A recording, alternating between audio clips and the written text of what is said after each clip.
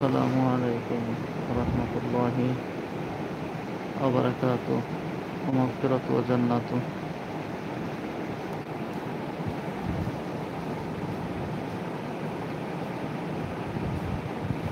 এই নার্স এই তো নার্সের সহযোগী ভাই এই করছে, এই রক্ত দিয়ে বেজাগায় ইঞ্জেকশন করছে।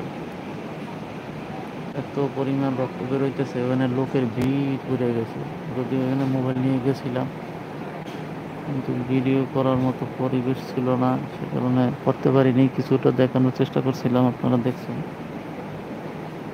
যে পরিবেশ পরিস্থিতি খুবই খারাপ। এই যে বিড়াল, তেলাপোকা, তো কিভাবে দেখাই আসলে,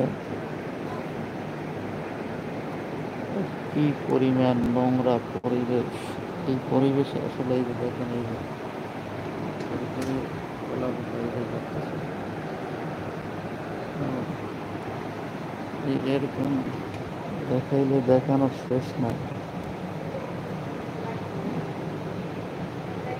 এই যে দেখেন দেয়ালে দেয়ালে দেয়ালে দেয়ালে এরকম তেলাপোকা বিছানা আছে, সরপোকা।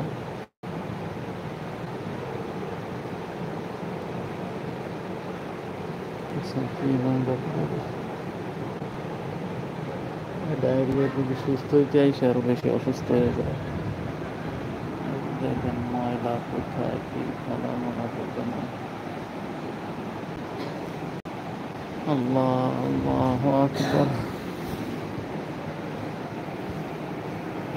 আল্লাহ তাআলা সবাই সুস্থতা দান করুক।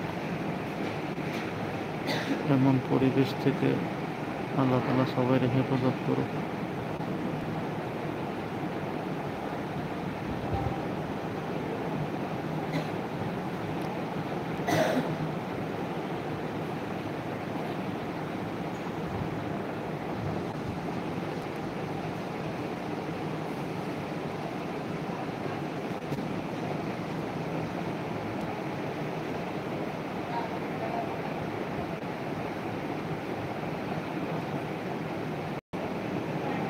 চেম্বার আছে, ডাক্তার নাই, নার্স নাই, আছে একজন আয়া। এত বড় একটা প্ল্যাটফর্মে একজন আয়া কীভাবে সার্ভিস দেবে বোধগম্য হয় না।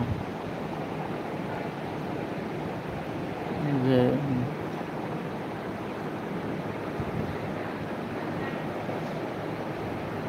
মানুষ কতটা অসহায় বোঝা বড় কথা। দেখুন এরা আসছে রোগীর সাথে।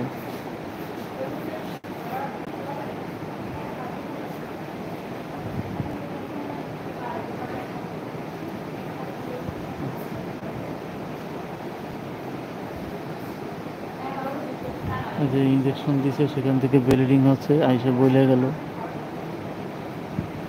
সে ব্লিডিং এখনো বন্ধ হয় নাই।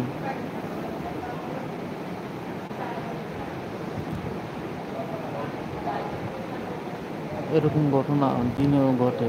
আসলে একবার চাইছিলাম দিনে এরকম একটা লাইভ ভিডিও করে সবার দেখানোর, কিন্তু সেই সময় আসলে ভিডিও করার মতো পরিবেশ পরিস্থিতি থাকে না, বুঝলেন। কি বলবো, আসলে কিছু বলার নাই।